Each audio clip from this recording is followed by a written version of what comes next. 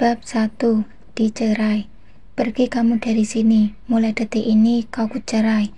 Terngiang kembali kata-kata Mas Dharma 1 jam yang lalu. Entah apa yang ada di pikirannya, mengusirku dan anaknya yang masih berumur 2 tahun. Aku masih tak percaya, berkali-kali meminta penjelasan darinya, tapi tetap saja hanya kata makian yang kudapatkan. Pria yang telah 3 tahun menikahiku hanya bersikap dingin setiap menanyakan alasan kenapa dia menceraikanku. Dengan hati yang hancur dan tanda tanya yang besar, aku keluar dari rumah suamiku. Bingung yang kurasakan, karena di kota ini hanya seorang diri. Aku dibawa suamiku ke kota setelah kami menikah. Sedangkan saat ini, rumah peninggalan orang tuaku di kampung telah dia jual dengan alasan untuk modal usaha. Sekarang saat usahanya telah berkembang pesat, dia malah membuangku, padahal dia tahu kalau aku tidak punya siapa-siapa lagi. Kedua orang tuaku telah meninggal. Terlintas di pikiranku, apakah ini karma dari perbuatan masa lalu yang pernah dilakukan bapak dahulu? Kejadian itu kembali memenuhi ingatan. Saat itu usiaku masih 6 tahun. Bapak mengusir seorang wanita dengan membawa anak laki-laki yang usianya di atasku dan seorang bayi perempuan. Siapa mereka, Bu? Aku tanya pada ibu, tapi tak mendapatkan jawabannya, karena ibu pun tak mengenal mereka. Setelah dewasa, akhirnya aku tahu kalau bapak telah diam-diam menikahi seorang janda beranak 1 saat bapak bekerja di Kalimantan. Tapi setelah kontrak kerja habis dan bapak kembali ke kampung kami, maka sejak saat itu bapak tak pernah lagi bertemu dengan mereka. Karena itu mereka nekat datang untuk meminta pertanggungjawaban dari bapak. Tapi bapak malah mengusir mereka dan tak mengakui keberadaan mereka. Dan disinilah aku sekarang, di sebuah halte bis. Tak ada pilihan lain untuk saat ini. Aku harus berjuang sendiri untuk hidupku dan anakku. Beruntung setiap bulan, aku selalu mendapatkan uang pembagian hasil sawah, peninggalan orang tuaku, yang selama ini dikelola oleh Pak D. Saat orang tuaku meninggal dalam kecelakaan 1 tahun yang lalu, Pak D berpesan agar aku merahasiakan tentang sawah peninggalan bapak, karena Pak D telah melihat gelagat yang tidak baik dari sikap suamiku. Ternyata benar apa yang Pak D katakan. Sekarang aku harus bangkit demi anakku. Bangkit dari keterpurukan bukanlah hal yang mudah, terlebih tak ada seorang pun yang bisa diajak berbagi keluh kesah. Berbekal uang tabungan, aku memberanikan diri untuk menyewa ruko kecil yang dekat dengan sebuah kampus. Sepertinya aku harus memulai lagi usaha yang dulu pernah digeluti orang tuaku. Beruntung, dulu aku ikut terjun langsung membantu mereka berjualan ayam bakar. Setidaknya aku tahu dari mana harus memulai dan apa yang perlu dipersiapkan. Meskipun aku anak sematawayang, tapi kedua orang tuaku tak pernah memanjakan. Aku diajarkan untuk hidup mandiri. Di awal membuka usaha, hasilnya belum memuaskan, tapi bersyukur masih bisa untuk menyambung hidupku dan anakku. Sampai saat seorang langgananku mengajariku untuk berjualan secara online. Sejak saat itu, omset penjualan ayam bakar meningkat, dan aku bisa menyewa ruko yang lebih besar dan layak untuk ditempati. Aku juga mulai memperkerjakan 2 karyawan untuk membantuku. Aisyah, sedang apa kamu di sini? Terdengar suara yang tak asing di telinga. Setelah 1 tahun berlalu, kenapa aku harus dipertemukan lagi dengan Mas Dharma? Oh, ternyata setelah kucerai kau bekerja di sini. Aku terdiam sesaat karena tidak menyangka akan bertemu dengan orang yang paling kubenci. Apalagi dia datang bersama Najwa, mantan kekasihnya yang sudah menjanda. Ternyata ini Mas, alasanmu menceraikanku. Untuk menikahi seorang janda, kau tega menjandakan istrimu. Ya, aku lebih memilih Najwa. Kau pasti tahu alasannya. Ya, aku sangat tahu alasanmu Mas. Karena Najwa wanita kaya dan kau silau dengan kekayaannya. Aku mengatakannya dengan tersenyum sinis, memandang Mas Dharma dan wanitanya. Setelah mengatakan itu, aku pergi menjauh. Sungguh aku tak kuat melihat semua itu, masih sangat sakit rasanya. Aku kembali ke meja kasir. Saat Mas Dharma akan membayar makanannya, terdengarlah seorang karyawanku berkata, Bu, kita dapat pesanan untuk hajatan 500 porsi. Acaranya minggu besok dan mereka akan membayar uang DP-nya hari ini. Sesaat Mas Dharma terdiam membeku, entah apa yang ada di pikirannya. Roda berputar, Mas. Suatu saat kau akan merasa sakit yang aku rasakan, karena aku tahu siapa Najwa sebenarnya, lirihku dalam hati. 2 tahun berlalu, dan sejak pertemuan itu aku tidak pernah lagi bertemu ataupun mendapat kabar tentang mantan suamiku itu. Namun secara tak sengaja saat sedang berbelanja, aku bertemu dengan Bunia. Dia tetangga di komplek rumah Mas Dharma. Aisyah, sapa Bunia. Bunia, apa kabar? Balasku. Baik, kamu gimana kabarnya? Sejak pisah sama Dharma, kamu ngilang gitu aja. Aisyah, kamu tahu nggak kalau Dharma di penjara? Di penjara? Karena apa, Bu? Kok bisa Mas Dharma di penjara? Dharma sama istrinya ditangkap polisi saat transaksi narkoba di sebuah hotel. Ternyata si Najwa itu seorang bandar narkoba. Dia juga terlibat kasus prostitusi online loh. Aku terdiam sesaat. Sebenarnya aku tak terlalu terkejut karena aku pernah memergoki Najwa dengan teman-temannya sedang memakai narkoba di dalam toilet saat aku ikut suamiku reuni SMA. Saat itu secara tak sengaja aku mendengar kalau Najwa dicerai suaminya karena ketahuan sedang transaksi narkoba di rumahnya. Oh iya Bu, dengan wajah pura-pura terkejut. Sebelum cerita bertambah panjang, aku pamit dengan Bunia untuk melanjutkan berbelanja. Tuhan memang adil. Saat orang yang menyakiti merasakan sakit dan yang disakiti bisa merasakan kebahagiaan, mungkin inilah yang dinamakan karma yang sering dikatakan orang-orang. Saat ini aku sangat bersyukur.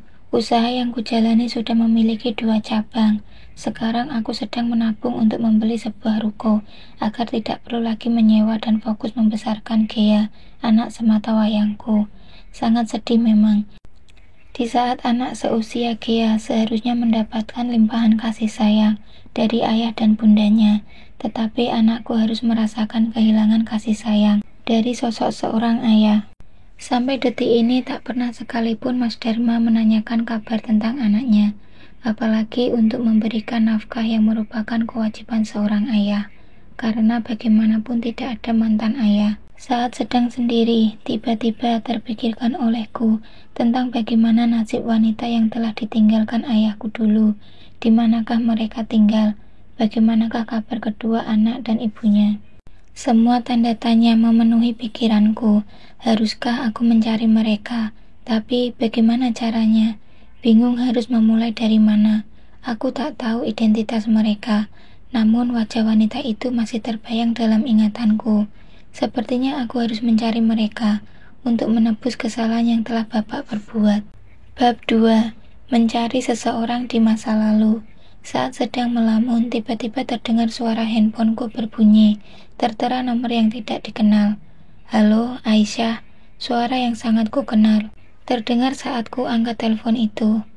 Ya, halo. Ada apa, Mas? Senang rasanya kau masih mengenali suaraku. Apa kabarmu, Aisyah? Ku dengar sekarang usahamu sukses dan maju. Ya, Mas. Aku masih sangat mengenal suaramu dan berharap tak pernah lagi mendengar suaramu. Tak usah berbasa-basi, untuk apa lagi kau menghubungi aku. Aisyah, aku dan Najwa butuh bantuanmu. Kami di penjara, sekarang butuh bantuan pengacara, dan sudah dapat pengacara yang bisa diandalkan. Bisa nggak Mas pinjam uang kamu buat bayar pengacaranya? Nanti kalau Mas sama Najwa sudah bebas, kami ganti uang kamu 2 kali lipat. Emang kena kasus apa Mas, kok bisa di penjara? Kasus narkoba. Kami dijebak. Tolonglah Aisyah, cuma kamu yang bisa bantu kami. Usaha yang Mas rintis waktu itu sudah bangkrut. Mas ditipu rekan kerja Mas. Jadi harapan Mas sekarang cuma kamu. Aku tersenyum. Ternyata Mas Dharma masih menutupi kesalahannya. Dan Najwa. Mereka pikir aku gak tahu cerita yang sebenarnya. Maaf Mas, aku lagi gak punya uang. Baru kemarin aku belanja untuk jualan, jadi uangnya sudah habis aku pakai buat modal. Jadi maaf ya Mas, aku gak bisa bantu kamu. Masa kamu gak punya tabungan? Mas pinjem bentar aja. Nanti kalau Mas sama Najwa sudah keluar, pasti langsung kami kembalikan uangmu. Enak aja nih orang, sudah buang aku dan anakku kayak sampah. Sekarang dia mau minta bantuan sampai maksa-maksa lagi. Padahal sebenarnya uang tabunganku bisa dia pakai, tapi betapa bodohnya aku jika aku masih mau berbaik hati dengan mereka. Aisyah, halo, kamu masih dengar kan? Ya, aku masih dengar mas, tapi maaf, aku benar-benar gak bisa bantu kamu mas. Aisyah, kamu gak kasihan sama Gea? Coba kamu pikir, kalau aku di penjara, bagaimana dengan Gea? Dia akan menanggung malu karena mempunyai ayah yang di penjara. Jadi tolonglah pikirkan lagi Aisyah, kamu kan bisa cari bantuan ke teman atau saudara. Setelah mematikan sambungan telepon, aku segera ke kamar untuk melihat Gea yang sedang tertidur. Kenapa anakku seperti gelisah sekali? Saat ku sentuh ternyata suhu badannya sangat panas. Pantas dari tadi tidurnya gelisah. Memang Gea tipe anak yang tidak rewel dan jarang menangis. Aku langsung menyiapkan kompres agar panasnya segera turun. Saat seperti ini kadang tak terasa air mataku menetes. Aku harus berjuang sendiri untuk hidupku dan Gea. Tak ada teman berbagi suka dan duka, dan tak ada tempat untuk bercerita keluh dan kesah, dan tak ada yang menemani saat harus bergadang ketika anak sakit. Hari sudah semakin larut, tapi suhu tubuh Gea tidak turun-turun walaupun sudah dikompres dan diberi obat penurun panas. Jika besok pagi masih tidak turun, aku harus membawa Gea ke dokter. Dan benar saja, sampai pagi tiba pun panas badan anakku tak kunjung reda. Setelah bersiap-siap, aku langsung membawa Gea ke dokter. Setelah diperiksa, ternyata anakku terkena penyakit demam berdarah dan harus dirawat inap. Saat aku sedang sibuk, tiba-tiba handphoneku berbunyi. Segera ku angkat telepon dari nomor tak dikenal, takut kalau ada hal yang penting. Ya, halo, ini siapa ya? Halo Aisyah, ini aku, Dharma. Gimana, bisa kan kamu bantu aku dan Najwa? Kan aku sudah bilang kalau aku gak bisa bantu kalian. Apalagi saat ini Gea sedang sakit dan dirawat di rumah sakit. Aku sedang sibuk ngurusin keperluannya, Gea mas. Dasar kamu wanita yang tidak bisa diandalkan. Nanti kamu akan menyesal karena Gea akan menanggung malu karena kau tidak bisa membantu ayahnya. Terserah mas mau bilang apa. Jangan sok perhatian dengan perasaan Gea mas. Untuk sekarang saja apa kau peduli dengan keadaan anakmu? Kau tahu bahwa Gea sedang sakit dan sedang dirawat di rumah sakit. Tapi tidak sedikit pun kau tunjukkan perhatianmu untuk sekedar menanyakan keadaannya atau basa-basi bertanya anakmu sedang sakit apa. Mendengar jawabanku, Mas Dharma langsung memutuskan sambungan teleponnya. Aku tersulut emosi. Mendengar kata-katanya ditambah lagi kepanikanku karena Gea dirawat inap sehingga aku tidak bisa berpikir jernih dan mengontrol emosi saat berbicara dengannya. Untung para karyawanku bisa diandalkan. Untuk sementara waktu aku tidak bisa meninggalkan Gea di rumah sakit sehingga semua pekerjaan karyawan yang mengurus. Selama 3 hari aku menginap di rumah sakit sampai dokter mengatakan kondisi kesehatan Gea sudah membaik. Jumlah HB-nya sudah normal dan sudah diperbolehkan pulang. Aku sedikit terkejut dengan penuturan Mas Dharma. Tak sedikit pun aku terfikir kalau Gea akan kena imbas dari masalah yang Mas Dharma perbuat. Sepertinya aku harus memikirkan dan mempertimbangkan baik dan buruknya untuk Gea. Perkataan Mas Dharma sukses membuat pikiranku limbung dan aku langsung mematikan sambungan telepon. Halo Pak D, apa kabarnya Pak D sama Budi? Ya, halo Nduk, alhamdulillah Pak D dan Budimu sehat. Gimana, sudah masuk kiriman uang dari Pak D? Oh iya, Pak D yang kirim ya. Uangnya sudah masuk. Kan Aisyah sudah bilang kalau Pak D lagi banyak kebutuhan, gak usah dikirimi Aisyah uang. Apalagi kalau hasil panen yang sedikit. Biarlah untuk mencukupi kebutuhan Pak D sama Budi saja. Alhamdulillah, panen kali ini hasilnya lumayan, Nduk. Karena itu Pak D bisa kirim kamu uang. Kami di sini sangat paham sama keadaan kamu. Yang sabar ya, Nduk. Oh iya, Pak D hampir lupa. Kamu kenal ndak sama pemuda namanya Doni? Doni siapa ya? Seingatku nggak punya teman yang namanya Doni di kampung. Memangnya ada apa Pak D? Kemarin ada seorang pemuda datang ke rumah.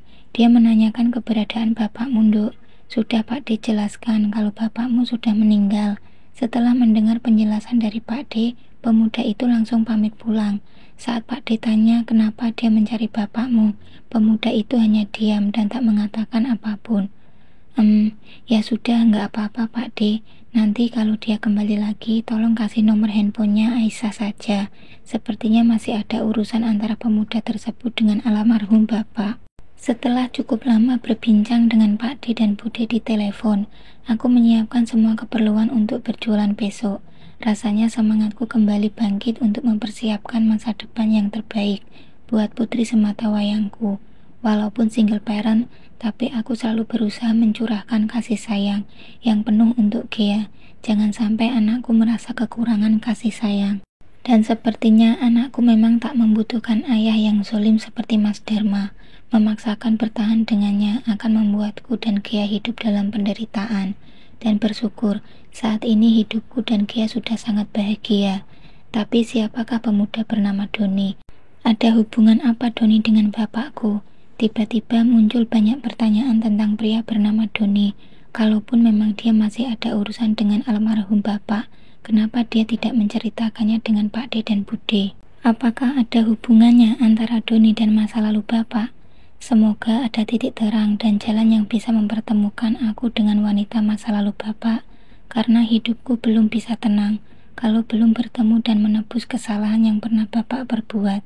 Kejadian itu akan menjadi bayang-bayang kelam dalam hidupku, karena aku sudah merasakan betapa sakitnya dicampakkan seperti sampah.